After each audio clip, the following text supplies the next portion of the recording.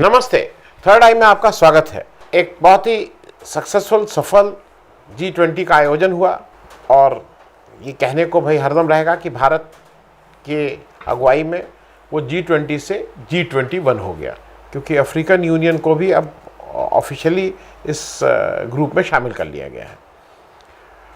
लेकिन मुख्य बात यह है कि ये सारा कुछ करके हम क्या क्या चीज़ें हमारे पक्ष में हुई, कहाँ क्या फ़ायदा हुआ, क्या टेक अवे है, इत्यादि इत्यादि। जो एक बात मैं जहाँ से शुरू करना चाहूँगा वो सबसे बड़ी बात तो है कि आज अगर आप सब लोगों ने पेपर में फ़ोटो देखी होगी कि जब पूरी दुनिया, जिसको G20 या G21 अब बोलेंगे, कि देश जो दुनिया के 2/3 से भी ज़्यादा जनसंख्या और आर्थिक जगत को रिप्रेजेंट करते हैं, वो जब राजघाट पे बापू के समाधि पे थे, तो वो मेरे ख्याल में देश का, मेरे लिए इस G20 का सबसे बड़ा टेक अवे था।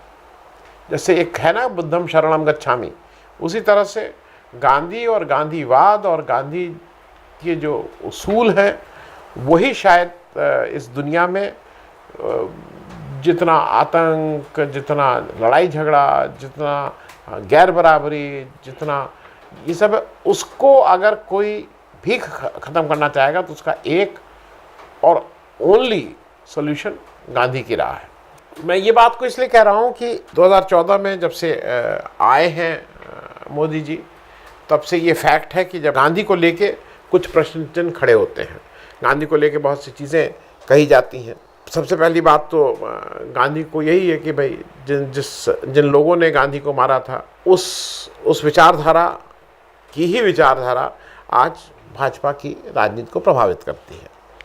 दूसरा एक जो सबसे खराब और वैसी बात है कि गांधी को जो गोली मारने वाले की एक तरह से, मतलब गोडसे की आज एक सेमी गॉड के रूप में पूजा होती है।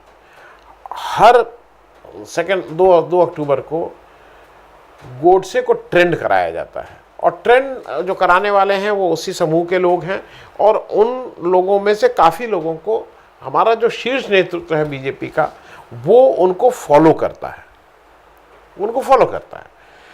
तो कहीं ना कहीं टैक्टिकली वो उनकी पीठ पे हाथ रखा हुआ है। गांधी को जो गोली मारी गई थी, उस तरह का सीन रिक्रिएट किया जाता है, बंदूक में खिलौने वाली पिस्तौल से लाके उसको फिर गोली मार के खून बहाया जाता है। इस तरह की चीज़ें कुछ लोगों का मनोरंजन होती है। और सिर्फ यही नहीं है, मतलब संविधान के जिम्मेदार पदों पे बैठे हुए लेफ्टिनेंट गवर्नर जो जम्मू कश्मीर है, मनोज सिन्हा साहब आके बहुत इससे बताते हैं कि गांधी के पास तो लॉ की डिग्री ही नहीं थी। तो उससे वो क्या बताना चाहते हैं, क्या कहना चाहते हैं। ये भी फैक्ट है कि जब गांधी की हत्या हुई थी तो RSS और उसके बहुत से संस्था ऐसे थी जहाँ पे मिठाई बांटी गई थी, लेकिन आज गांधी के शरण में तो जाना ही पड़ा। मुझे एक और चीज़ अच्छी लगी कि जब इन लोग राजघाट गए तो वहाँ गांधी के जो गांधी का रामधुन जिसको बोला जाता है, रघुपति राघव राजा राम और ईश्वर अल्लाह तेरो नाम, ये तो फिर बजवाना ही पड़ा। वैसे भारतीय जनता पार्टी और उसके बहुत से लोग उसमें बार बार ये कहते हैं कि ईश्वर अल्लाह तेरो नाम, ये गांधी जी ने वो किया था, इसकी क्या रेलेवेंस है। लेकिन रेलेवेंस है, ये आपको जब दुनिया के सामने जाते हैं तो आपको समझ में आता है कि इसकी क्या रेलेवेंस है। उनका दूसरा प्रार्थना गीत जो वैष्णव जन भी वहाँ पे गाया गया, वहाँ पे चला। लेकिन साथ में एक चीज़ ये भी याद रखिएगा कि एक तरफ राजघाट पे आप शीश झुका रहे हैं, और वही एक महीना भी नहीं हुआ है, गांधी के नाम पे गांधी शांति प्रतिष्ठान, जो गांधी इंस्टीट्यूट ऑफ स्टडीज़ है बनारस में, और सर्व सेवा संघ, इन दोनों को ज़मींदोज़ करके उस सारे का आप मतलब उस पर कब्जा कर लेते हैं। वहाँ बुलडोज़र चलाया जाता है, गांधी साहित्य को वहाँ फेंका जाता है। ये भी आपकी सरकार कर रही है। तो ये कुछ अजीब तरह की बात है, लेकिन ठीक है।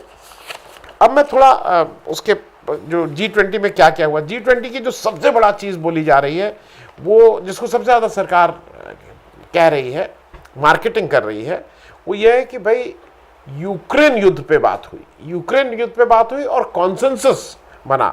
सब लोगों ने एक स्वर में यूक्रेन युद्ध पे बात की। और एक तरह से दोनों लोग कह रहे हैं, वो रूस कह रहे हैं, कुछ लोग कह रहे हैं रूस को कंडम किया, कुछ लोग कह रहे हैं रूस को कंडम नहीं किया, युद्ध की बात की। यूक्रेन के फॉरेन ऑफिस के स्पोक्स पर्सन ओलेग निकोलेंको ने ये बिल्कुल साफ किया है कि इसमें यूक्रेन को ऐसा कुछ नहीं मिला है, और उन्होंने तो बल्कि ज़्यादा स्ट्रॉन्ग शब्दों में कहा है कि भाई यूक्रेन का एजेंडा इसमें जो था वो नहीं हुआ है, इन्होंने डाइल्यूट किया है बातों को, रशिया को क्लीन चिट दे दी, इस तरह की बातें यूक्रेन ने कही हैं। संडे को ही एक न्यूज़ कॉन्फ्रेंस में रशिया के जो फॉरेन मिनिस्टर हैं सर्गी लावरोव, उन्होंने ही थैंक्ड इंडिया। उन्होंने साफ साफ कहा कि G20 समिट को राजनीति का अखाड़ा नहीं बनने दिया गया, ये बहुत अच्छी बात है। और दूसरा उन्होंने कहा कि वहाँ पे यूक्रेन का एजेंडा पुश नहीं होने दिया इंडिया ने, इसके लिए उन्होंने धन्यवाद दिया है। तो अब किसकी मतलब, और यूक्रेन कह ही रहा है कि हमारा एजेंडा नहीं पुश हुआ, तो ये बाहर आके कहना कॉन्सेंसस वोट था, और इसमें तो यूक्रेन युद्ध को रोकने की बात, आपने कहीं कोई युद्ध की बात, यूक्रेन भी नहीं मान रहा है इसको, और रशिया भी तो कह ही रहा है। जो फ्रांस के प्रेसिडेंट हैं मैक्रोन, उन्होंने कहा कि सर्वसम्मति इसलिए बनी क्योंकि सबने माना, और उन्होंने ये, मैं फिर कह रहा हूँ, उन्होंने ये अपनी प्रेस कॉन्फ्रेंस में कहा कि सर्वसम्मति इसलिए बनी क्योंकि सबने माना कि ये आर्थिक मामलों का फोरम है, ना कि शांति स्थापित करने का की कोई बात है। ये स्टेबिलिटी और शांति और इन सब का फोरम नहीं है, ये आर्थिक मामलों का फोरम है, और इसलिए कॉन्सेंसस बना इसमें।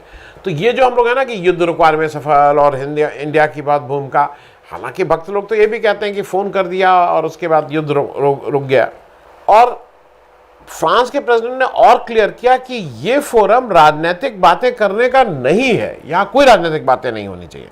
और मैक्रोन साहब ने यह भी बताया कि बिना स्पेसिफिक रेजोल्यूशन का नाम लिए, उन्होंने कहा कि जब वो हुआ तो 16 मेंबर उसके सपोर्ट में, 3 ने एब्सेंट किया और रशिया ने उसका विरोध किया। ये मैक्रोन साहब ने अपने प्रेस कॉन्फ्रेंस में बताया। और जो सबसे मतलब मेरे लिए काफ़ी अजीब सी आश्चर्यजनक बात है, बाइडेन साहब की जो इस पूरे G20 की जो सबसे बड़ी हाईलाइट है, वो अमेरिकन प्रेसिडेंट जो बाइडेन का हिंदुस्तान में आना, और उसको हमने काफ़ी, जिसको कहते हैं टॉम टॉम करके उसको बताया। और द्विपक्षीय वार्ता, मतलब 1-to-1 वार्ता, वो हालांकि सबसे द्विपक्षीय वार्ता हुई भारत में, लेकिन उसको बहुत हाईलाइट किया गया। अमेरिका का जो US का जो प्रेसिडेंट का जो प्रेस डिपार्टमेंट है, उसके अनुसार ये ऑफिशियली उसने कहा कि वो एक प्रेस कॉन्फ्रेंस इंडिया में करना चाहते थे G20 के बाद। इंडिया के PMO ने उसको डिनाई किया, उन्होंने कहा कि इंडिया में आप कोई प्रेस कॉन्फ्रेंस नहीं करेंगे। हालांकि ये भी एक थोड़ी सोचने की बात है कि G20 का जो सम्मेलन स्थल भारतीय मंडपम जो था, उसमें एक बहुत बड़ा प्रेस मीडिया सेंटर बना था। उस मीडिया सेंटर क्यों बनाया था? क्योंकि ना कोई प्रेस कॉन्फ्रेंस हुई, ना कोई प्रेस इंटरेक्शन हुआ, वो तो मतलब वहाँ पे इस तरह की कोई बातें नहीं हुई। तो जैसा कहा जा रहा है कि वहाँ लोग जितने मीडिया वाले गए थे, वो अपनी या तो सेल्फी ले रहे थे या आपस ही में एक दूसरे से बातचीत कर रहे थे, वो कोई किसी ने इंटरेक्शन वहाँ नहीं किया। तो वो भी एक क्यों उसको बनाने की क्या आवश्यकता थी, या शायद होता है कि दिखाने के लिए होता है कि भाई यहाँ एक मीडिया सेंटर भी है, इसलिए वो वहाँ पे बना दिया गया था। अब इस बैकग्राउंड में जब यहाँ पे यूएस ने उसी समय कहा कि हमारे यहाँ की ये प्रेस कॉन्फ्रेंस यहाँ नहीं होने दे रहे हैं, इसलिए हमारे प्रेसिडेंट जब वियतनाम पहुँचेंगे तो वो प्रेस कॉन्फ्रेंस करेंगे। ये आज के नहीं, ये 4-5 दिन पुरानी खबर है। उन्होंने ये साफ किया था कि इंडिया में प्रेस कॉन्फ्रेंस क्योंकि PMO ने मना किया, नहीं होना। जब बाइडेन साहब हनोई में, उन्होंने जैसे ही वियतनाम पहुँचे, उन्होंने हनोई से प्रेस कॉन्फ्रेंस की, तो मैं कोट अनकोट कह रहा हूँ, फिर इसके बारे में भी कुछ बात करेंगे।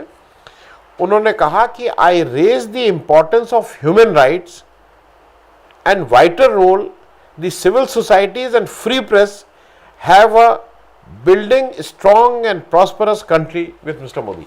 उन्होंने साफ किया कि ह्यूमन राइट की बात उन्होंने मोदी जी से कही, उन्होंने साफ किया कि सिविल सोसाइटीज़ की बात उन्होंने मोदी जी से कही, उन्होंने साफ किया कि उन्होंने फ्रीडम ऑफ प्रेस की बात मोदी जी से कही।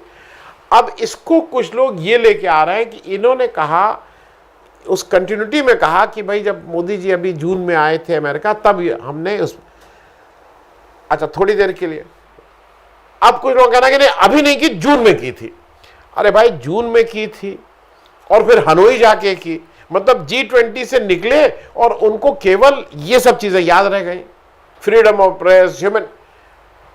तो अगर वहां की यहां की, तो बीच में G20 है ना, अगल बगल बात की, तो इस पे मतलब समझ में नहीं आ रहा है क्या कि क्या कहना चाह रहे हैं। खैर, अब मैं ये बातें इसलिए कह रहा हूं कि कुछ चीजें समझ में नहीं आती हैं। जैसे मोदी जी ने G20 का जो सत्र होता है, मतलब जो पीरियड है, जो जिसको प्रेसिडेंटशिप मिलती है, 1 दिसंबर से 30 नवंबर है, ये उसका साइकिल है, कैलेंडर है। मोदी जी ने 2.5 महीना पहले ही समिट करा के उसको हैंडओवर एक तरह से कर दिया ब्राजील को। ये क्यों प्रीपोन किया, मतलब ये किसी की समझ में नहीं आ रही है बात। अब एक ही बात है, देखिए जहां तक मौसम की बात भी है, तो मौसम नवंबर में ज्यादा अच्छा होता है इस तरह की समिट कराने का कि सितंबर में है, ये किसी से पूछ लीजिए। एक ही सिर्फ बात है, क्योंकि सारी चीजें मोदी जी का अभी पिछले 9.5 साल का, पौने 10 साल का इतिहास है कि वो चुनाव से ही सारी चीजें देखते हैं। तो चश्मे का नंबर चुनाव का नंबर है। चुनाव 5 राज्यों में होने हैं, उसमें जो ग्राउंड रिपोर्ट्स हैं वो खराब आ रही हैं, और इससे ऐसा, और क्योंकि अगर वो 5 चुनाव खराब हो जाते हैं तो 2024 का चुनाव फिर और मुश्किल हो जाएगा।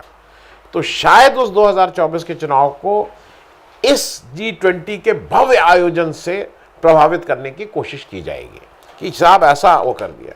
कैसे प्रभावित करेंगे? सोने चांदी के थाली में खाना परोसा।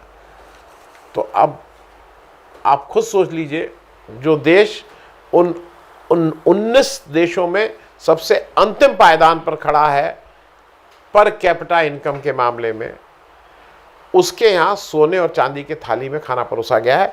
इसकी क्या लॉजिक है, इसकी क्या रेलेवेंस है, ये केवल मोदी जी ही जाने। क्योंकि जो सबसे बड़ा टेक अवे है मेरे हिसाब से वो G20 का, वो अफ्रीकन यूनियन को यहाँ इसमें शामिल करना है। चीज़ और नहीं समझ में आई, क्यों ये जो 1999 में ये सफ़र शुरू हुआ, तो ये प्राइमरली इकोनॉमिक फोरम था, आर्थिक नीतियों के लिए था, और इसको हर देश के वित्त मंत्री इसको एंकर करते थे, वित्त मंत्रियों का ये था, और यही उसको एंकर करते थे कैसे होगा।